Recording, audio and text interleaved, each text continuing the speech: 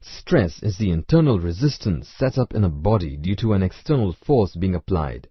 It is measured as the amount of force per unit area and is expressed by the Greek symbol for small letter sigma. Stress can be measured as force per area, in other words, Newton per meter square. Strain is the amount of deformation undergone by a body when acted on by a force. It is given by the ratio of the extension to the original length and is expressed by the Greek symbol for epsilon. Strain has no units as it is a ratio. Strain is measured as extension per original length. Stress induced in the material is dependent on the nature of the external forces. A tensile stress is set up when the material is stretched under tension. A compressive stress is set up when it is crushed in compression. A shear stress is set up when it is twisted or relative motion takes place between parts.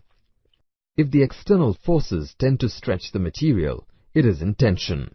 It will be subject to a tensile stress, which is dependent on the magnitude of the force and the cross-sectional area of the body.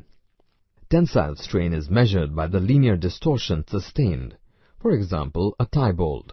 Let us look at the derivation given. Click on the compression button to view all about compression. If the forces squash the material, it is under compression. It will be subject to a compressive stress, which is dependent on the magnitude of the force and the cross-sectional area of the body.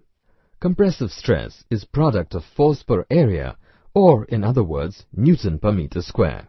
Compressive strain is measured by the linear distortion sustained. For example, a strut. Compressive strain is measured as compression per original length. Click on the shear button to view what shear stress and shear strain are. If the forces twist the material or cause relative motion between parts, then it is in shear. It will be subject to a shear stress, which is dependent on the magnitude of the force and the cross-sectional area acted upon. Shear stress is expressed by tau. Shear strain is measured by the angular distortion, phi, caused by the shear stress. For example, a rivet. Shear stress is measured as Newton per meter square, and shear strain is measured by angle of distortion. Click on the next button to view a sample calculation of how shear stress and shear strain are measured. Let us look at a sample question to determine the diameter of a bar such that the given stress value is not exceeded. When you are done, click on the next button to view another sample question.